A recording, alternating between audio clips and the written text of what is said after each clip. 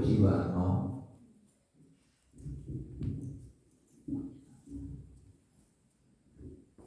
तमसोमा ज्योतिर्गमय, मुझे अंधकार से प्रकाश की ओर ले चलो।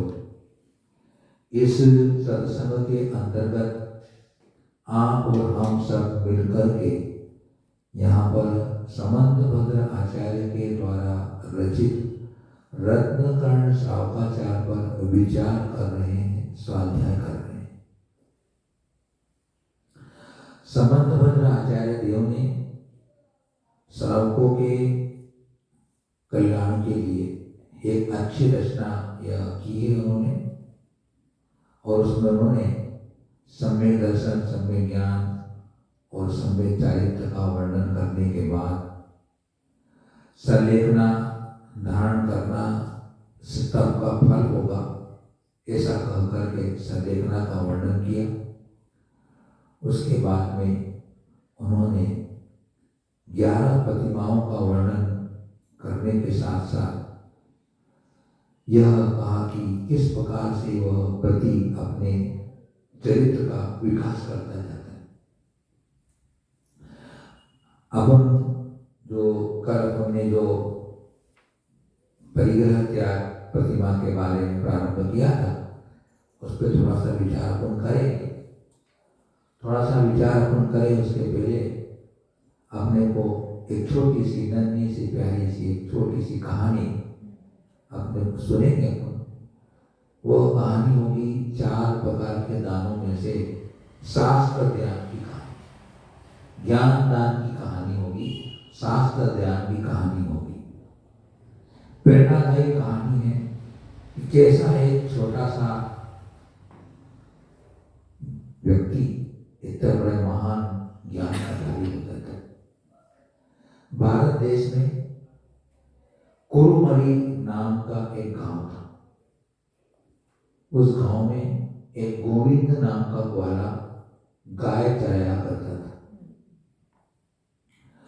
उसको वृक्ष की कोटर में एक शास्त्र मिल गया और वह शास्त्र को घर ले गया और घर ले जाकर उसकी पूजा करता, उसका सम्मान करता। एक दिन संयोग से उसे उस गांव में एक पद्मनंदी नाम के एक महात्मा मुनिराज आए। तो उस ग्वाले गोविंद ने सोचा कि एक मुनिराज हैं, सब शास्त्रों को जानते हैं, मेरे घर में रखा हुआ है, इनको दे दूं, ये उसका कोई ज्ञान कर लेंगे उसका। तो उन्होंने उनको शास्त्र पढ़ने को दे दिया। मुनिराज ने शास्त्र पढ़ा। उन्होंने सोचा कि मेरे से पहले भी मुनिजन या जो भी ज्ञानी जन आए हैं, उन्होंने इस शास्त्र को पढ़ा है, इसके अंदर दिव्य उपदेश है, लोगों को समझाया है, इसके माध्यम से पूजा प्रभावना हुई है, धर्म की प्रभावना हुई है, पहले भी लोगों ने इसका अध्ययन किया है। तो वो मुनिराज उस शास्त्र को वापस कोटर में रख करके विहार करते। पहले जमाने की बात थी, पहले ना बैग रख के चलते थे, हम तो बैग लेके चलते हैं।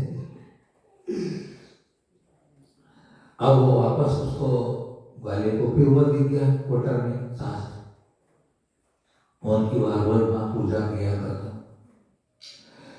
अब वह जो ग्वाला था, मरण समय आया, उसने निदान कर लिया कि मैं किसी अच्छे व्यक्ति का पुत्र बनूं, ऐसा निदान कर लिया उसने ग्वाले ने। योगान योग से वह उसी गांव में, कुरुमरी गांव में एक सदग्रस्त के यहाँ उसने जन्म ले लिया।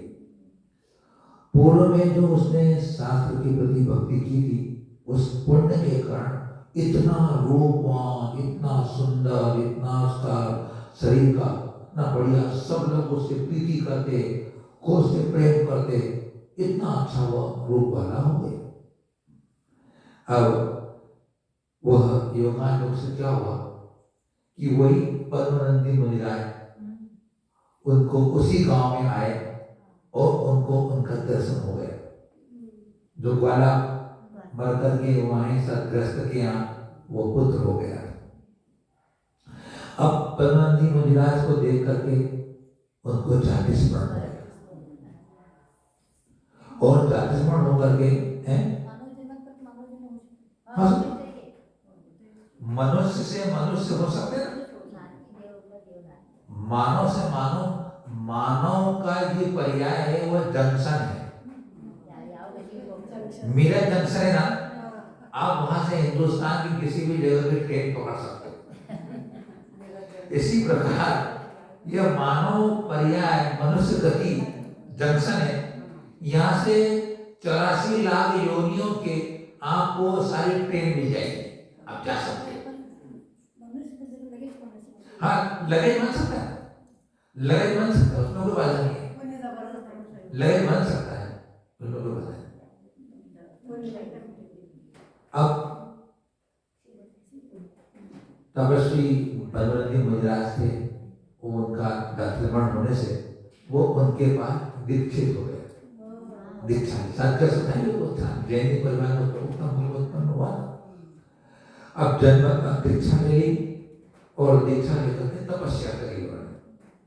वो तपस्या करके वह मर करके कौंडेस नाम का एक वीर प्रतापी सुंदर रूपवान तेजस्वी प्रजापालक ऐसा वह एक अच्छा व्यक्ति जन्म ले लिया कौंडेस के नाम से।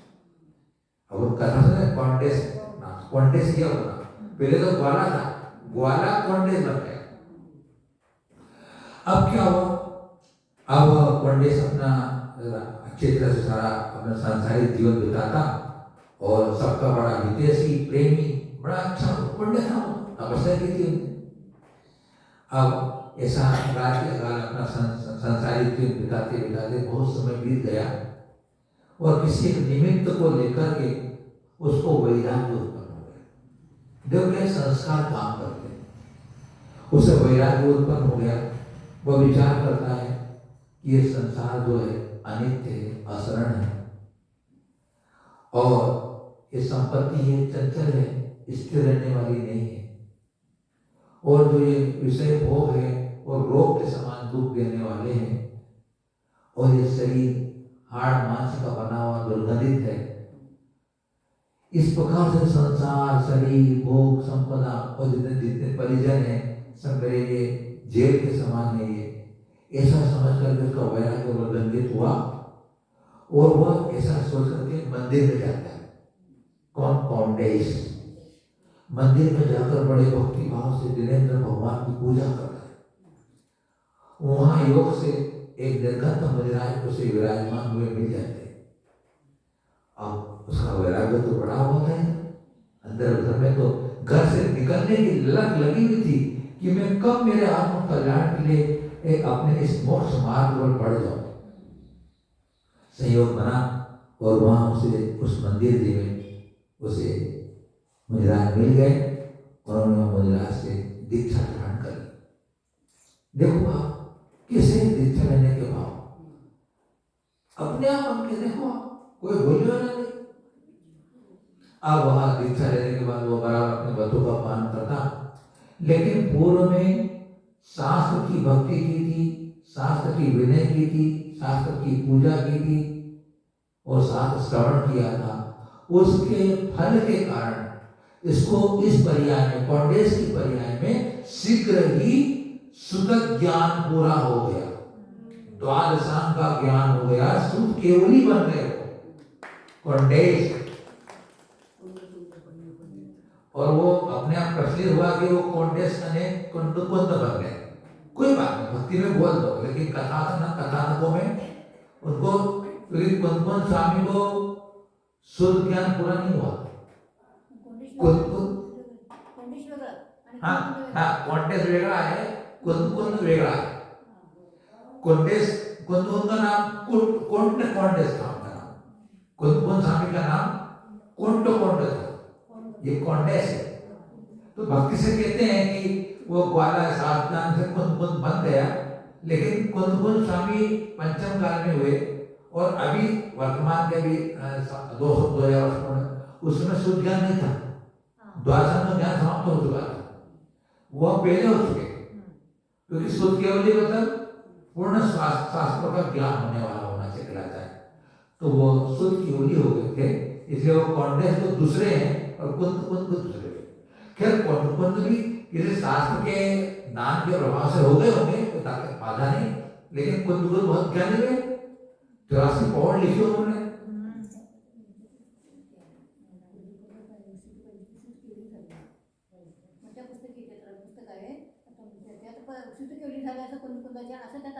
नहीं, शुद्ध केवली तो होते ही नहीं अभी। शुद्ध केवली अंतिम भद्रभाव हुए, उसके बाद शुद्ध केवली कोई हुई। 5 शुद्ध केवली हुए, 5 शुद्ध केवली पंचमी चतुर्थ काल के बाद पंचम काल में हुए शुद्ध केवली हुई। तो कुंद कुंद को बहुत शास्त्रों का ज्ञान था, इसलिए शुद्ध केवली भक्ति में कह दो, शुद्ध केवली नहीं थे। हाँ, इस प्रकार देखो आप, शास्त्र ज्ञान करने का कितना महात्मा है कि वह व्यक्ति इस भाव में पर भाव में, और शास्त्र ज्ञान उत्तम दान है, क्योंकि शास्त्र का दान भाव भवांतर तक साथ में जाता है। शास्त्र दान कराने वाला स्वर्ग मोक्ष आदि की संपदा तो क्या केवल ज्ञान को प्रकट करा देता है, इसलिए शास्त्र ज्ञान की अचिंत्य महिमा। इसलिए शास्त्र ज्ञान का मतलब शास्त्र छपाना, शास्त्र का प्रभावना करना, उसको वेष्टन करना, उसकी भक्ति करना, उसकी पूजा करना, उसका श्रवण करना, ये सब शास्त्र, किसी को पढ़ाना, सिखाना, ज्ञान की बातें देना, ये सब शास्त्र दान में आता है, करना चाहिए। तो अपने 9वीं परिग्रह त्याग प्रतिभा का वर्णन चल रहा है, उसके बारे में थोड़ा विचार करते हैं कि परिग्रह त्याग प्रतिमा में क्या कर सकता है वो श्रावक, व्रती श्रावक क्या करेगा, उसकी चर्या क्या होगी, थोड़ा सा विचार करते हैं। परिग्रह त्याग प्रतिमाधारी श्रावक अपने निर्वाह योग्य वस्त्र, घर, स्थान अथवा अभिषेक, पूजन आदि के बर्तन, स्वाध्याय आदि के शास्त्र आदि को रखकर शेष परिग्रह के स्वामित्व को छोड़ देता है। अपने को जो वस्त्र, घर, बर्तन, शास्त्र इतना अपने पास रखेगा, बाकी सबका वह त्याग कर देता है। यदि पुत्र हो तो सत शिक्षा के साथ अपने परिग्रह का भार उसको सौंपकर निश्चिंत हो जाता है। अगर उसका पुत्र है तो उसको धर्म की शिक्षा दे करके अपना परिग्रह उसको दे करके निश्चिंत हो जाता है, उसके नाम कर देता है। यदि पुत्र नहीं हो तो तब तक पुत्र या भाई भतीजा आदि को सारा परिग्रह अर्पण कर स्वयं निर्द्वंद हो जाता है। बेटा नहीं है, गोद दे लो, या अपने भाई को दे दो, भतीजे को दे दो और निर्धन हो जाओ। क्योंकि अगर अपने नाम पे कोई चीज रहती तो उसको संरक्षण करने का, रक्षा करने का, घूमने का, टूटने का चिंता रहता है, उसके नाम कर देता वो निश्चित हो जाता है। इस प्रतिमा के धारण करने के पूर्व वह घर, स्त्री, संपदा आदि का स्वामी गिना जाता था, परंतु इस प्रतिमा में सर्व परिग्रह का जीवन पर्यंत के लिए त्याग करके निश्चल हो जाता है। 8वीं प्रतिमा तक वो पत्नी वाला भी रहती, उसके बाद स्वामी बना रहता, उसका सर्व को परिग्रह में है भी, इसलिए वह उसका त्याग हो जाता है। जिसकी मानसिक लोभ कषाय मंद हो जाती है, जो निरंतर विचार करता है कि जैसे पक्षी मांस के टुकड़े को प्राप्त करके उसको चाहने वाले दूसरे पक्षियों के द्वारा पराभूत होता है, वैसे ही परिग्रह वाला भी इसी लोक में उस परिग्रह को चाहने वाले चोर आदि के द्वारा तिरस्कृत होता है। कोई पक्षी ने मांस ग्रहण कर लिया, अब दूसरा पक्षी उसे छीनने के लिए उसके पास दौड़ता, बार-बार उसके लड़ता, उसे छुड़ाता है। उसी प्रकार अगर अपने पास संपदा है तो अपनी संपदा को लूटने के लिए चोर, उचक्के और अपना भाई है, अपना भाई भी आंख आड़े बैठता है कि कब चल बसे, ये अपना बेटा कब जाए और संपत्ति मिले। सबकी दृष्टि मान लीजिए।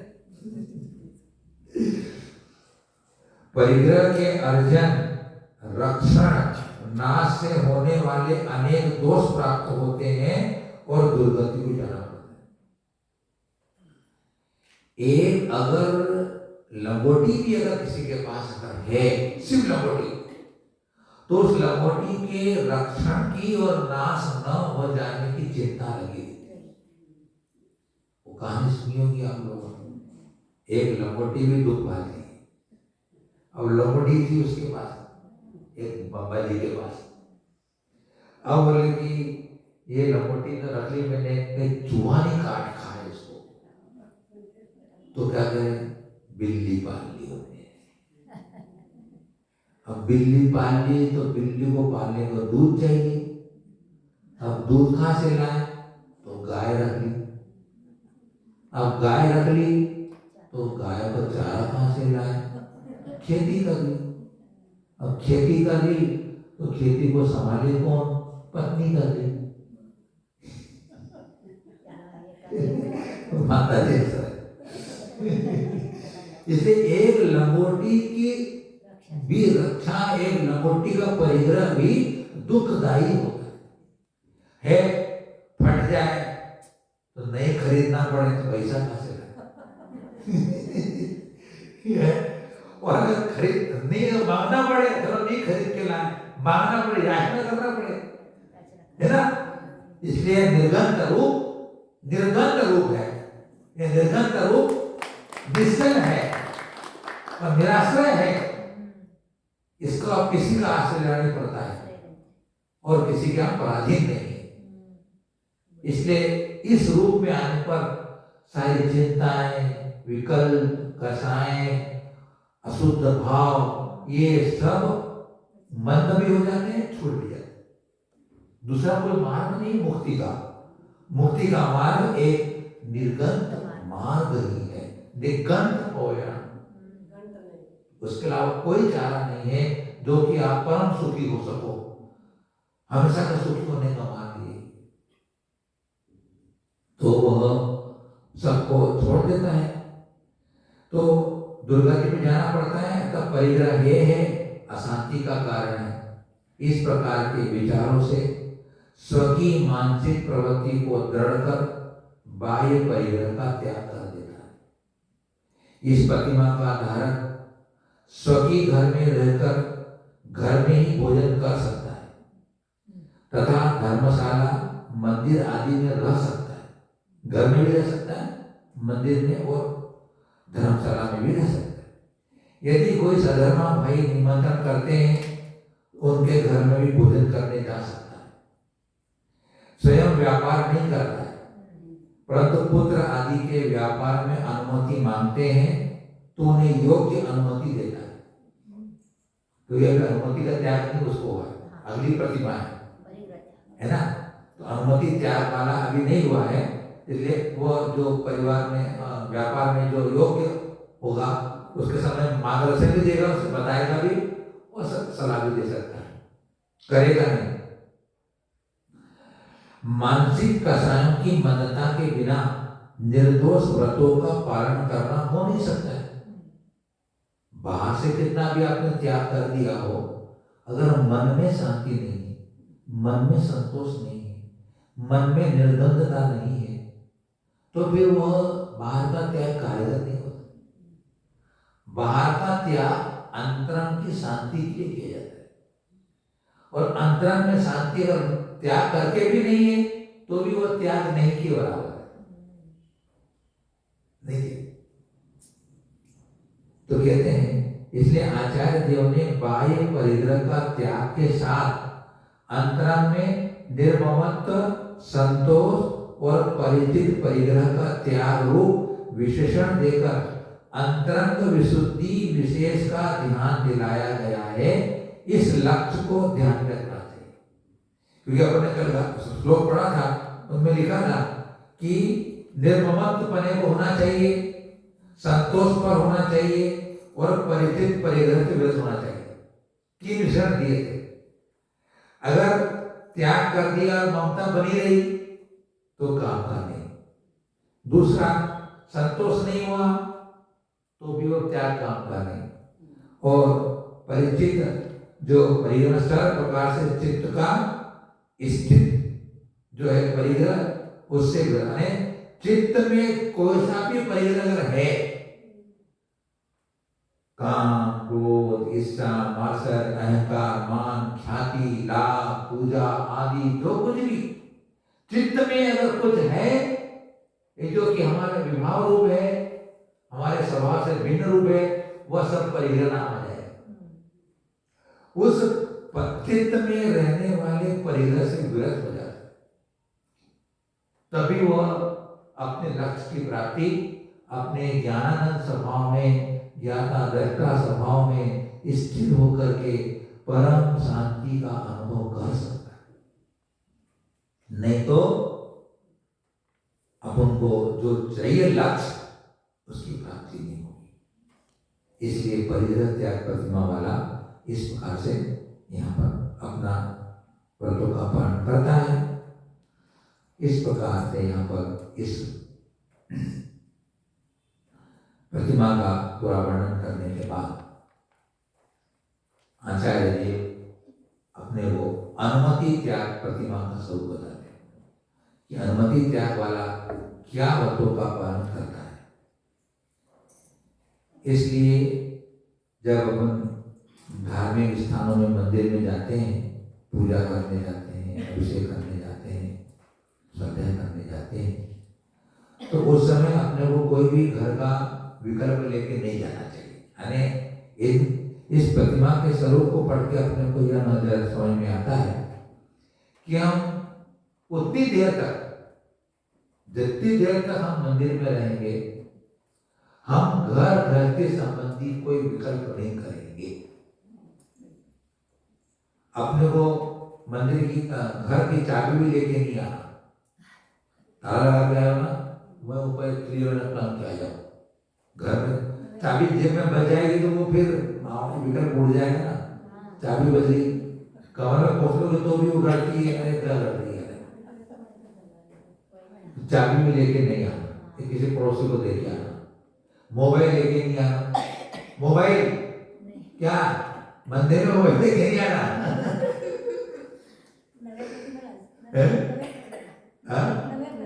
नहीं क्यों, आपको भी, अभी आपकी बात कर रहा हूँ। नहीं, मंदिर अभी सामान्य बात कर रहा हूँ। एक गृहस्थ अगर है तो भी मंदिर से भी आओ तो मोबाइल लेके नहीं आना, क्योंकि मोबाइल घंटी बज जाएगी। मोबाइल घंटी बज गई तो माला छोड़ के जाएगा, किसका फोन आया, क्या बात है, फोन क्यों आया भी है ना। तो मंदिर में मोबाइल लेके नहीं आना, इसलिए मंदिर में लिखा ना कपड़े आप मोबाइल का स्विच ऑफ करके आए, है ना। दूसरे लोगों को विकल्प हो जाता है, आपकी घंटी सुनते हैं तो दूसरे जो होते हैं उनको भी ध्यान चला जाता है ना। तो फिर घर का में कुकर चढ़ा के नहीं आना घर मंदिर। कुछ लोग क्या करते हैं, कुकर चढ़ा के आ जाती है महिलाएं, तब तक मंदिर के दर्शन करके आ जाओगी, तब तक 3 सीटी बन जाएगी, अपना काम बन जाएगा, समय बन जाएगा। तो कुकर चढ़ा के नहीं आना, गैस पर ध्यान रखना है, तो कुकर चढ़ा के आना।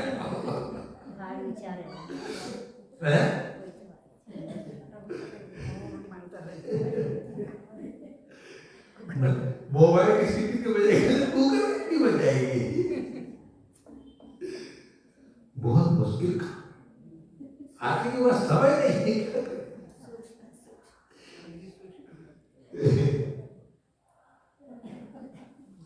इसलिए मंदिर से में आए कोई विकल्प लेके, भले 10 मिनट रहो, 15 मिनट रहो, पूरे घर का त्याग करके आओ, बस कुछ नहीं मैं सोचूंगा उसके बारे में। कोई आ भी जाए बात करूंगा मैं, तो क्या होगा, भगवान का आनंद भक्ति से होगा, स्वरूप समझ में आएगा, शांति अपने मन में आएगी, चित्त स्थिर रहेगा, पूजा का अर्थ समझ में आएगा अपने वास्तव। आइए 146 नंबर कारिका है ना, साम प्रतर अनुमति विरति गुण श्रावकस्य परूपयन आ। अनुमतिरारंभे वा परिग्रहे एहुकेषु कर्मसु वा नास्ति खलु यस्य समधी रणुमति विरति समन्तव्य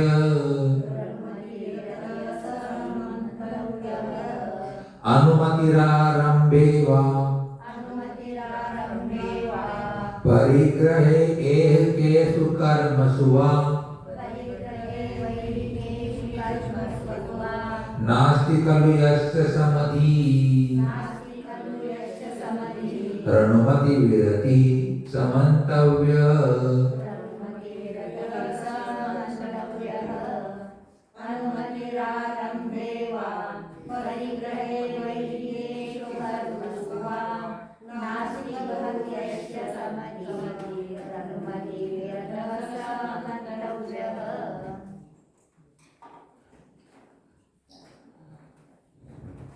खलु निश्चय से आरंभे खेती आदि के आरंभ में वा अने अथवा परिग्रहे परिग्रह में वा अने अथवा एकेषु कर्मसु एकेषु मतलब इस लोक संबंधी कर्मसु अन्य कार्यों में यस्य अन्य जिसके अनुमति अनुमोदना न अस्ति नहीं है वह समधि समधि यानी समान बुद्धि बुद्धि समान बुद्धि का धारक श्रावक अनुमति विरतः अनुमति त्याग प्रतिमा का धारी मंतव्य माना जाना चाहिए।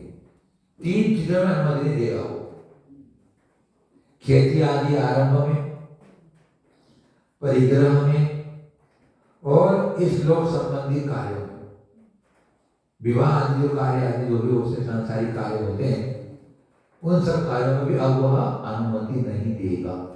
ऐसा अनुमति त्यागी प्रतिमा का धारी होता है।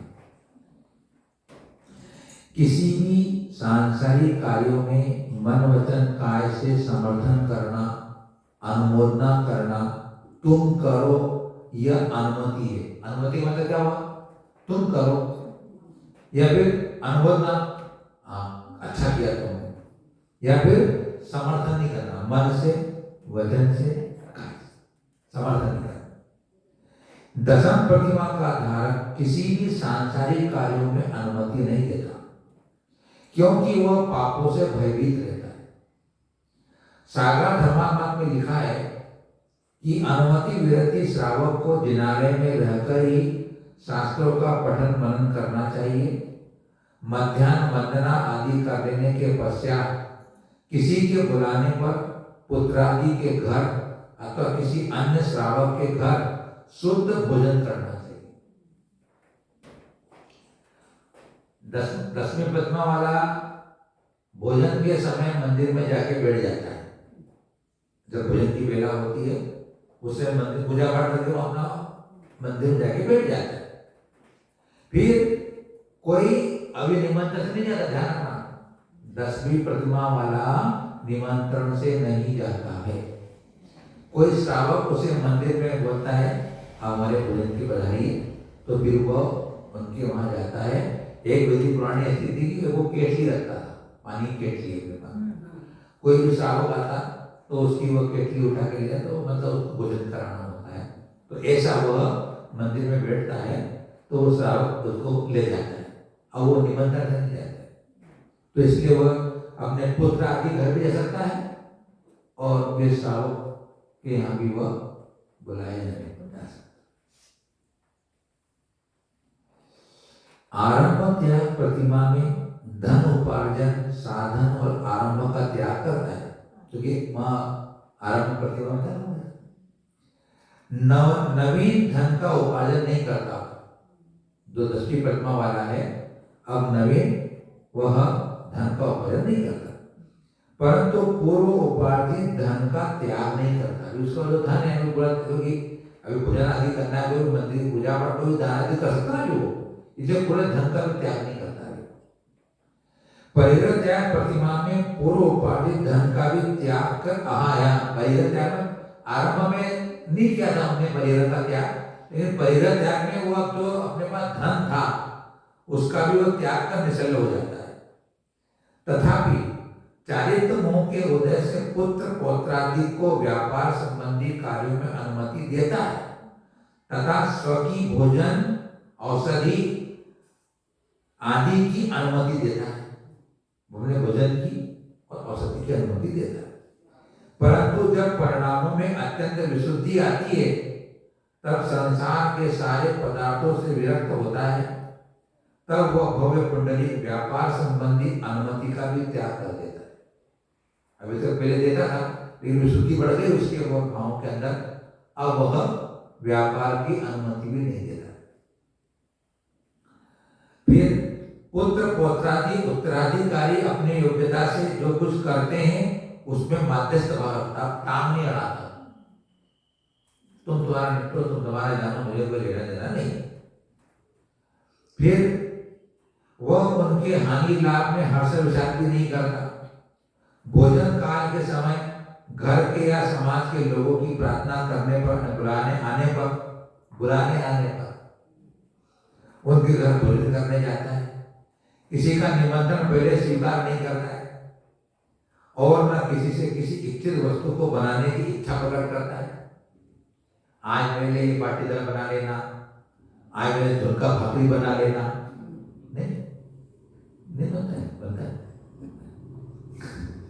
अब वह कुछ भी अपने लिए खाने के लिए चाट पकौड़ी, गुलाब जामुन, रसमलाई, खीर नहीं बोलेगा। तुम्हारे घर जो बना है वो खा। आधी निमंत्रण द्यायचं नाही, आधी निमंत्रण द्यायचं। हाँ, जेवायच्या वेळेस नाही। अब निमंत्रण से जाएगा नहीं और ना अपने बनाने के लिए बोलेगा, क्योंकि अनुमति हुई ना। एक चीज वस्तु का नहीं बोलेगा, एक चीज वस्तु आइए बनाना बैठे गया नहीं बोलेगा। दिन में एक बार ही आहार पानी ग्रहण करता है। इस प्रतिमा का धारी श्रावक धार्मिक कार्य में अनुमति दे सकता है। विधान है, पंचकल्याणक है, अभिषेक है, इन क्रियाओं में वह अनुमति दे सकता है। इस प्रकार से अनुमति त्यागी प्रतिमा वाला होता है। अब अंतिम प्रतिमा है उद्दिष्ट त्याग प्रतिमा का शब्द। ग्रहतो मुनिवनमित्वा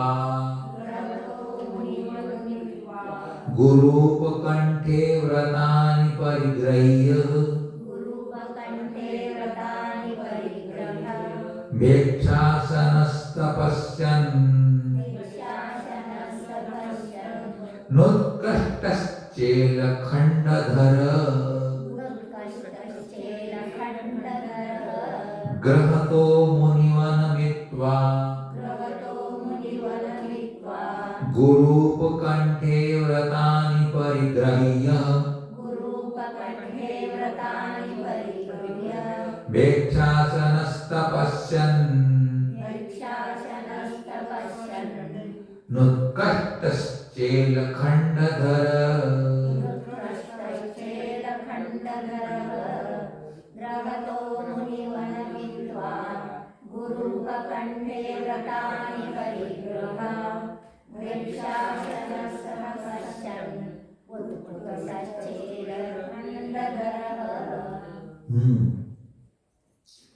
समंत भद्राचार्य देव अंतिम जो अपनी जो उद्दिष्ट त्याग, उद्दिष्ट का मतलब अपने निमित्त से न बना हुआ। तो जो ग्रहतो अने घर से मुनि वनम, मुनियों के वन को इत्वा जाकर गुरूप कंठे, गुरु के पास व्रतानी, व्रत परिग्रह्य ग्रहण कर भेक्षासन, भिक्षा भोजन करता हुआ तपस्यन करता है तथा चेल खंडधर वस्त्र के एक खंड को धारण करता है वह उत्कृष्ट श्रावक होता है। आने मतलब क्या हो गया, अब वो अभी तक घर में रहता था, घर में धर्मशाला में, लेकिन अब जो उद्दिष्ट त्याग वाला जो श्रावक होता है वो अपने घर से घर का त्याग करके मुनिजनों के पास जाकर के उनके पास रह करके वहीं पर वह साधना करता है। अभी वह लेकिन साधना में भी आप सिर्फ एक लंगोटी या एक लंगोटी दुपट्टा, छुल्लक जो होते हैं वह लंगोटी और एक वस्त्र, चेर खंड बोलते हैं, चेर खंड, चेर कहते हैं वस्त्र को, वस्त्र का खंड, और जो एलक जी होंगे वह ऊपर का दुपट्टा छोड़ देंगे, वो सिर्फ लंगोट, और वो चेर खंड जो होगा वस्त्र भी ऐसा होगा कि अगर मुंह को ढाके तो पांव खुल जाए और पांव को ढाके तो मुंह खुल जाए।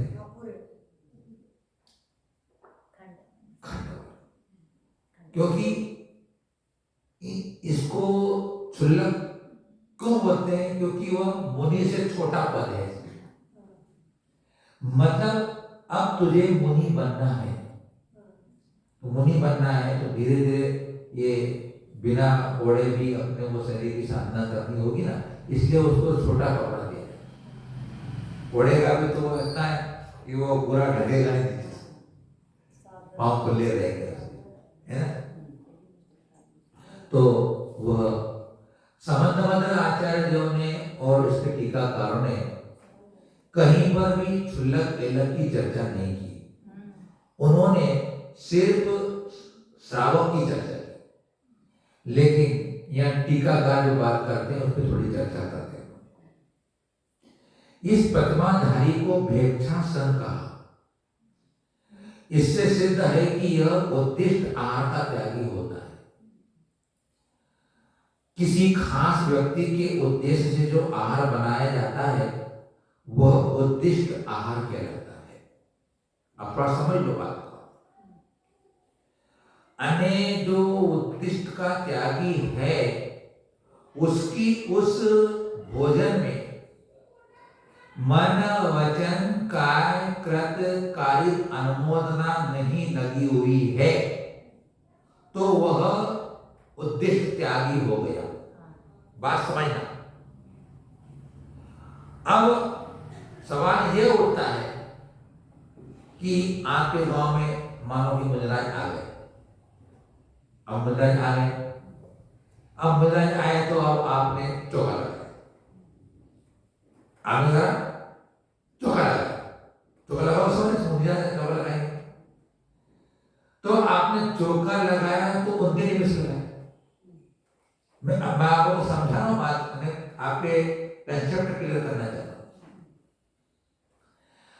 मुजराज आए हैं, मुजराज का कोई उसमें मन वचन का अनुमोदन नहीं है।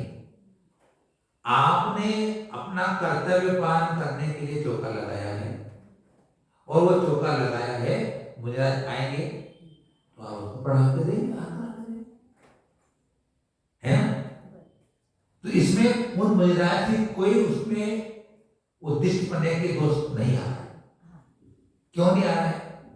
क्योंकि उनका मन वचन का अनुबंधन का त्याग हो चुका। उनने कोई आपको कहानी तो मेरे चौका लगाओ, उन्हें कहानी मेरे लिए बनाना, वो मुद्रा बना के निकलते हैं, पड़खा का इसलिए भेक्षासन कहा इनको कि अब क्षुल्लक भी अब जहां पड़धान होगा वहां जाके आहार कर ले। उन्हें किसी को कहा नहीं, निबंधन से नहीं जाएगा। क्यों मैं आपको कह रहा हूं? क्योंकि आपके यहां साधु आ गया, बीमार है, खांसी जुकाम हो गया, तो अब आप उकाली बनाओगे कि नहीं बनाओगे? काढ़ा बनाओगे कि नहीं बनाओगे? बनाए। तुम्हारे घर वालों किसी को खांसी जुकाम है क्या? तुम्हारे घर में किसी को जुकाम है, खांसी है क्या? नहीं है ना। तुम्हारे घर में किसी को होता तो बना दे तो बात समझ में आती। अब तुम साधु के लिए तो बना रहे हो, लेकिन साधु की कोई अनुमोदना नहीं है, इसलिए उसको उसको दोष नहीं लगेगा। निमित्त क्या था? साधु को जुकाम है, मैं उनको काढ़ा बना के दूंगा। निमित्त क्या बनाया आपने? साधु बनाया निमित्त। लेकिन साधु का निमित्त होकर के भी साधु का निमित्त, साधु को कोई प्रेरणा नहीं, इसलिए उसके लिए वो उद्दिष्ट का त्याग का कोई दोष करेगा। बात समझ नहीं आई? समझ आई ना? उकाली बनाई ना, मुनि के निमित्त से बनाई ना आपने, तो मुनि के निमित्त से बनाने क्या उद्दिष्ट हो गई क्या? वो नहीं हुई। क्यों? क्योंकि मुनि को नहीं है। ये कहना चाहता हूँ, हम भाव के किए हैं।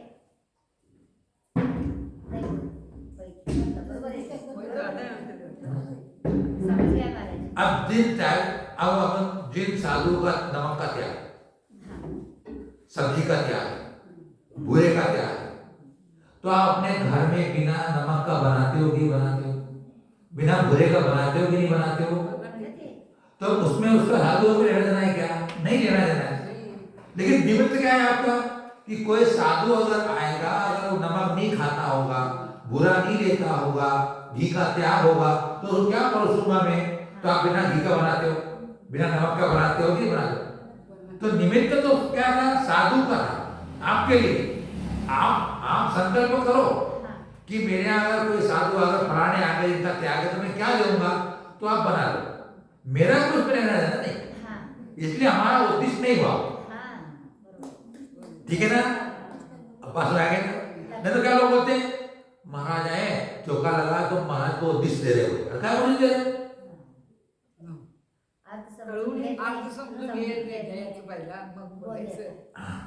हमारा उद्देश्य का हमको दोष नहीं लगेगा।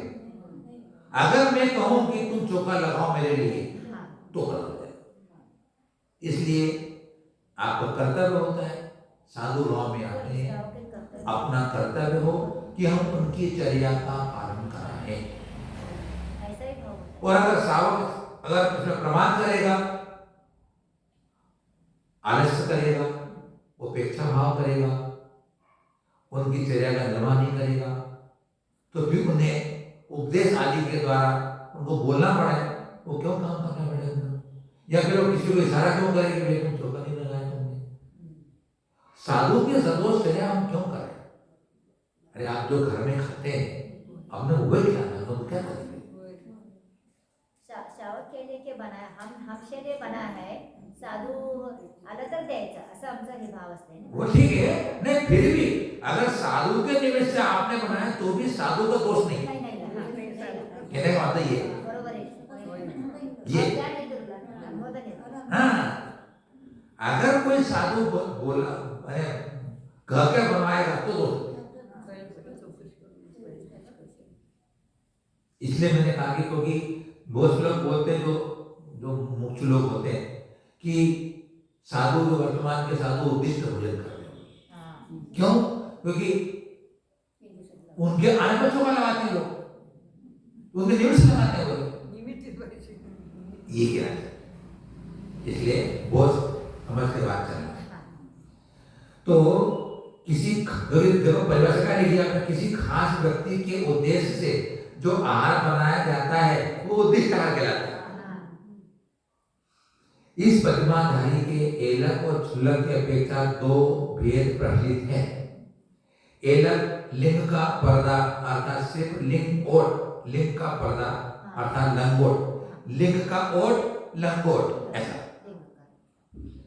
अर्थात सिर्फ लंगोट रखता है। और क्षुल्लक लंगोट के सिवा एक खंड भी रखता है, और खंड भी रखता है। खंड वस्त्र का अर्थ इतना छोटा वस्त्र लिया जाता है जिसे सिर ढकने पर पैर न ढक सके और पैर ढकने पर सिर न ढक सके। मार्जन के लिए क्षुल्लक मयूर पिच्छी से निर्मित पिच्छी या वस्त्र के एक खंड को रखते हैं। कोई पिच्छी रखता है और किसी को कोमल वस्त्र रखने की व्यवस्था भी शास्त्रों में आती है। बताते एक पिच्छी रखते हैं। वस्त्र मतलब मार्जन करने के लिए आपको उनको कमंडल रखना होता है, सांस रखना होता है, अपने को बैठना होता है, पाटे उठाना होता है, तो कोमल वस्त्र से लवसंगा करने जाएगा तो वहां से वो कोमल वस्त्र से मार्जन करेगा, क्योंकि अभी जीवदया का भाव उसके अंदर बढ़ रहा है ना, मार्जन के लिए कोमल वस्त्र को रखेगा। जैसे जो प्रतिमाधारी होते हैं ना, तो आप जैसे क्या बैठ के साड़ी को मार्जन करके बैठते ना, तो आपको एक कपड़ा रखना चाहिए। देने का नियम है। हाँ, देखो क्या है लिखा है इसके अंदर, जो वसुंधरा श्रावकाचार्य है, बहुत से श्रावकाचार्यों में पिच्छी रखने का आचार्य ने निर्देश किया है। और प्राचीन समय से परंपरा चली आ रही थी कि आचार्य सांसागत महाराज को पिच्छी दी, उन्हें गुरु ने भी दी, उनने भी अपने शिष्यों को दिए, तो ये परंपरा रही है। और शास्त्रों में कोमल वस्त्र देने की परंपरा भी लिखी हुई है। तो सब अपने अपने विचारों के द्वारा अपने अपने सब मार्ग करते हैं ये। तो जो एलखी होंगे ना वो पिच्छी ही रखते हैं एलखी को, छुल्लक केशरोज भी करते हैं और कैंची से वो कटिंग भी करा सकते हैं, नहीं करते, परंतु एलखी केशरोज ही करते हैं। छुल्लक पात्रों में से भोजन करते हैं, परंतु एलक हाथ में ही भोजन करते हैं। छुल्लक और एलक दोनों ही बैठकर भोजन करते हैं। किसी किसी संघ में एलक जी को खड़े होकर के भी आहार करने की परंपरा रही है। हाँ, हमारे संघ में एलक जी आहार खड़े खड़े करते हैं, है ना, और बैठ करके छुल्लक जी करते हैं। दूसरी बात है, अगर कोई एलक है, अगर उसने शुरू से अगर बैठकर आहार शुरू किया है एलक की, तो भी बैठ के करेगा, खड़े नहीं करेगा, क्योंकि सबके अपने शरीर की अवस्था होकर के एलक नहीं खड़ा रह पा रहा है, तो बैठ के भोजन वो करेगा, फिर बैठ के करेगा। और शुरू में अगर खड़ा होकर ले लिया तो फिर बैठ नहीं कर सकता, उसकी शरीर की स्थिति देख करके क्या है खड़े होके नियम घेतला तर बैठने के लिए कम होते हैं ना। हाँ, खड़े होने से करना चाहिए। फिर क्या हुआ, फिर छुल्लक जी भी बहुत से संघ में हाथ पे खाते और कोई पात्र में खाते। हमारे यहाँ हाँ आचार्य धर्मसागर जी महाराज का हमारी गुरु परंपरा रही, आचार्य सांसागर जी, आचार्य वीरसागर जी, आचार्य शिवसागर जी, आचार्य धर्मसागर, ये मूल गुरु परंपरा रही है आचार्य सांसागर जी के बाद। बाकी सब परंपरा चली है लेकिन मूल की। तो पहले हमारे यहाँ छुल्लक भी पहले थाली में खाते थे, लेकिन आचार्य धर्मसागर जी महाराज ने विचार किया कि जब छुल्लक जी को थाली परोस दी गई, सब सामान भोजन परोस दिया गया, अब उनको 2 ग्रास लिए उनको बात आ गया, अंतराय आ गई, तो वो सारा जो भोजन थाली का झूठा हो जाता है, फिर वो फेंकना पड़ता है, उसको खाए नहीं है। तो उससे अपने संयम में बाधा आती है। तो फिर उन्होंने कहा कि महाराज जी ऐसा करो कि उनको थाली में मत दो, उनको कटोरे में दो, तो कटोरे में जितना लेना होगा उतना ही खाएंगे ना, फिर इसमें कोई अंतराय आएगा तो उतना ही नुकसान जाएगा। फिर बोले चलो कटोरा भी क्यों रखना पड़ेगा, किसी को मैं कटोरे का विकल्प क्यों करूँ, तो कोई भी हाथ में भी करने वाला हाथ में करने वाले करते हैं। हमारे समय तो कटोरे में करते हैं, सब संघ की अपनी अपनी परंपरा रहती है, ठीक है। हाँ, भटराई जब ये हाथ में करते थे पहले, तब तो थाली में भी करते कभी कभी, वो हम अच्छा करते। तो उसमें उद्देश्य क्या है कि झूठन न जाए, उद्देश्य है। फिर क्या होता है, आप लोग बड़े भक्तिमान होते हो, बहुत भक्ति उमड़ती है आपके घर में, छुल्लक जी आ गए और अब थाली में तुम क्या करते हो, सब खा देते हो, है ना, थाली में, और नहीं करते करते फिर आते थे आप लोग। वो क्या होता है, नहीं खाना अभी कैसे खाएगा, झूठा छोड़ना उनके लिए एक बात होती है, इसलिए वो थाली का फिर एक काम बंद करना पड़ा, है ना। आप भक्ति गुलाब मैंने क्या बहुत दिन के बाद ले ना, नहीं ना दे रहे, अरे हमारे हाथ में आ देते तुम लोग, नहीं एक खोल कर देता। तो इसलिए हमारे कर पात्र ने कहा है, इसमें आसक्ति भी कम होती है, खाया भी कम जाता है, वो नुकसान में नहीं नुकसान। होगा। अंतरा आएगी तो अंजलि का नुकसान रहेगा। ये आपके सोने की थाली से ये बड़ा अच्छा पात्र हमारा है। सोने की थाली में नहीं खाएंगे हमारा ये पात्र सबसे बढ़िया शुद्ध पात्र है। सोने की थाली को मायना पड़ता है। सबसे बढ़िया पात्र चमड़े का पात्र है। आणि परतंत्र पण आहे. नहीं पता नहीं परतंत्र. हाँ. किती आचरण व्यवस्था की आहे. क्षुल्लक एलक दोनों बैठकर भोजन करते हैं, दोनों ही पैदल विहार करते हैं। रेल मोटर आदि में यात्रा करना इस पद में वर्जित। क्षुल्लक को भी नहीं बैठना चाहिए। मतलब काल का परिवर्तन है और अपने अपने गुरु की परंपरा है, अब उसमें अपन ज्यादा बात नहीं कर सकते। ठीक है ना। चलिए, पहले से लेकर छठी प्रतिमा तक के श्रावक को जघन्य श्रावक कहते हैं। 7वीं से 9वीं प्रतिमा तक के श्रावक को मध्यम श्रावक कहते हैं। 1 से 6 तक जघन्य, 7 से 9 तक मध्यम और 10वीं 11वीं वाला उत्तम श्रावक कहलाता है। 11वीं प्रतिमा के धारक श्रावक को आर्य कहते हैं और स्त्री को आरिका कहते हैं। आरिका सफेद रंग की 16 हाथ की एक साड़ी रखती है। स्त्री पर्याय में धारण किए जाने वाले व्रत का यह सर्वश्रेष्ठ रूप है, इसलिए इसे उपचार से महाव्रत का धारण भी कहा जाता है। आरिका मतलब आरिका से उतरा हुआ दूसरा स्थान चुल्ली का है। 16 हाथ की साड़ी के साथ वह सफेद चादर भी रखती है। एलक, छुल्लक, आरिका और चुल्लिका दूसरे दिन शुद्धि के समय बदलने के लिए दूसरी लंगोट, चादर, साड़ी भी रखते हैं। इनके 2 रहते हैं, 2 लंगोट, 2 दुपट्टा, 2 साड़ी, इन 2 रहते हैं। एक दिन बदलने के लिए, क्योंकि वो स्नान करना पड़ा, जंगल सोच जाता है, सोच शुद्धि करते हैं तो वो वस्त्र में शुद्ध हो जाता है। इसलिए उनको धोने के लिए 2 होती है वस्त्र, पहले 2 वस्त्र रखते हैं। और रखते हैं साथ में जो ब्रह्मचारी या ब्रह्मचारिणी स्त्रियां होती है वो उनकी व्यवस्था रखती, समाज की साड़ी वगैरह नहीं तो श्रावक करता है। पिछले दिनों के वस्त्रों को धोकर यही सुखाती है, सुखाने का वही करता है। आरिका के केशलोच तथा भोजन की विधि अपने हिसाब से परंपरा में चलती है और छुलिका के भी केशलोच आदि आहार की व्यवस्था अपने हिसाब से चलती है। इस प्रकार से यह 11वीं प्रतिमा वाला अपना व्रतों का पालन करता है। बीमार रहकर के धीरे साधना करके भी मुनि बन जाता है ना। इस प्रकार से यह 11 प्रतिमा का स्वरूप हमारे श्रद्धा करने के योग्य है, इनकी भावना करने योग्य है और इनके धारियों की हम विनय करें, इनकी भक्ति करें तो भी हम अपने जीवन को सार्थक करते हैं।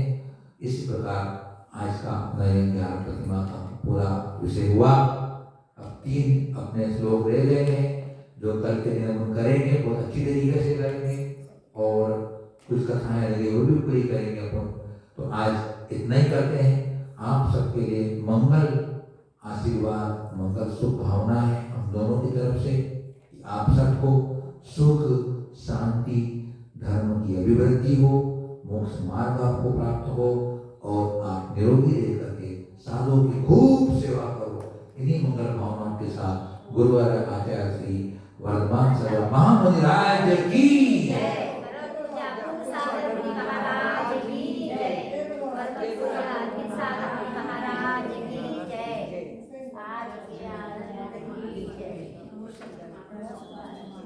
बहुत अच्छा श्रावकाचार चला।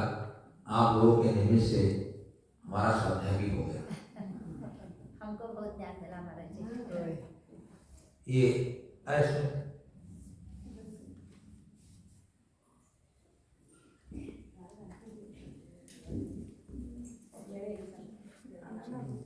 प्रभु